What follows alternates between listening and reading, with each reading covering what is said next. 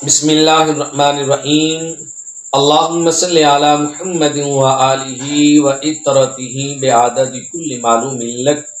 سامعین و ناظرین، اہل بیت مصطفیٰ صلی اللہ علیہ وآلہ وسلم کے ناموں کی برکت کیا،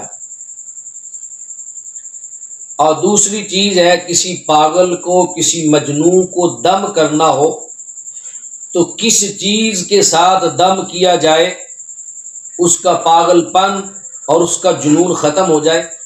یہ دو چیزیں ہم آپ کو آج حدیث پاک سے بیان کریں گے۔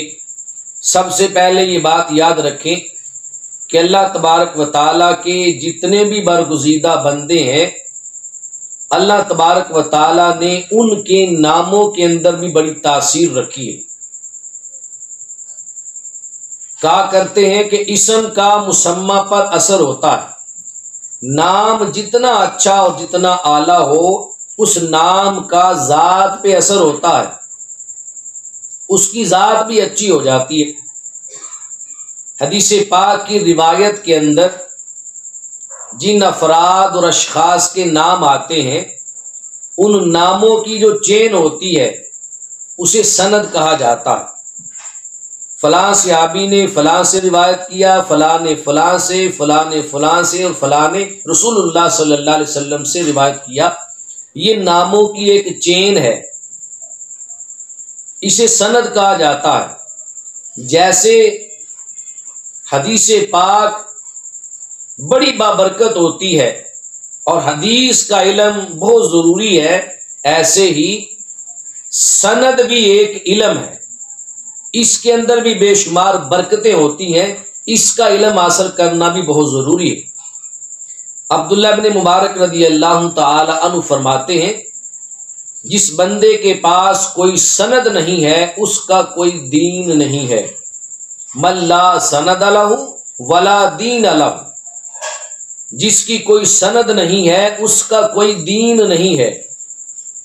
یعنی حدیث پاک میں اشخاص کے ناموں کی جو چین ہے، جو سند ہے، وہ بھی ایک علم ہے، اس میں بے شمار برکتیں ہیں، اس میں بے شمار فوائد ہیں۔ ہم حدیث پاک کی روشنی میں ہی آپ کو اہل بیت کے چشم و چراغ اور اہل بیت خاندان مصطفیٰ صلی اللہ علیہ وسلم کے چند افراد کے ناموں کی برکت بتائیں گے۔ یہ حدیث پاک ابن ماجہ شریف میں آئی ہے۔ اس حدیث پاک کو امام طبرانی نے اپنی المعجم میں روایت کیا ہے، اور امام بہقی نے بھی اس کو روایت کیا۔ حدیث پاک ہے، عن عبد السلام بن صالح ابی سلط الحربی عن علی ابن موسیٰ الرضا عن ابیہ عن جعفر بن محمد عن ابیہ عن علی ابن حسین عن ابیہ عن علی ابن ابی طالب رضی اللہ تعالی عنہ قال رسول اللہ صلی اللہ علیہ وسلم الایمان معرفۃ بالقلب وقول باللسان وعمل بالارکان قال ابو السلط لو قرئ ھذا الاسناد علی مجنون لبرأ، رواہ ابن ماجہ و طبرانی والبہقی۔ میں نے پوری حدیث سند اور متن کے ساتھ تلاوت کر دی ہے۔ اس حدیث پاک میں چند نام ذکر ہوئے ہیں۔ امام ابن ماجہ جو سیاستہ کے امام ہیں، آپ کے شیخ ابی سلط بن حربی رضی اللہ تعالی عنہ فرماتے ہیں کہ اس حدیث پاک میں یہ جو سند بیان ہوئی ہے، عن علی ابن موسیٰ الرضا عن ابیہ عن جعفر ابن محمد عن ابیہ عن علی ابن حسین عن ابیہ عن علی ابن ابی طالب رضی اللہ تعالی عنہ۔ یہ حدیث کی ایسی سند ہے کہ اس سند میں جتنے نام آئے ہیں یہ سارے اسماء گرامی اہل بیت مصطفیٰ صلی اللہ علیہ وسلم سے تعلق رکھنے والے ہیں۔ یہ حضور کے خاندان کے چشم و چراغوں کے نام ہیں۔ فرمایا جو بندہ اس حدیث کو نہیں بلکہ اس حدیث کی یہ سند جس میں یہ معتبر نام آئے ہیں، ان ناموں کی چین کو، اس سند کو اگر پڑھ کر کسی پاگل بندے پر دم کر دیا جائے تو ان ناموں کی تاثیر اور برکت سے پاگل بندہ ٹھیک ہو جائے گا، اس کا پاگل پن جاتا رہے گا، اس کا جنون ختم ہو جائے گا۔ تو دیکھیں حدیث کی سند میں جو نام آئے ہیں ان ناموں کی تاثیر اتنی ہے، ان ناموں کی برکت اتنی ہے کہ اگر وہ نام کسی پاگل پہ دم کر دیے جائے تو پاگل ٹھیک ہو جاتا ہے۔ اندازہ لگائے جن ناموں میں اتنی زیادہ تاثیر ہے، اس ناموں کے واسطے سے جو حدیث روایت ہوگی اس حدیث مصطفیٰ کی برکات اور تاثیر کتنی ہوگی۔ جن کے ناموں کی برکتیں اتنی ہیں کہ پاگل پہ دم کریں تو پاگل ٹھیک ہو جاتے ہیں، ان کے اپنی ذات میں کتنا اثر ہوگا، کتنی تاثیر ہوگی۔ تو جب مصطفیٰ کریم علیہ السلام کے خاندان والوں کے ناموں کی تاثیر اتنی ہے تو اندازہ لگائیں رب نے اپنے محبوب صلی اللہ علیہ وسلم کے نام محمد میں کتنی برکتیں اور تاثیریں رکھی ہوں گی۔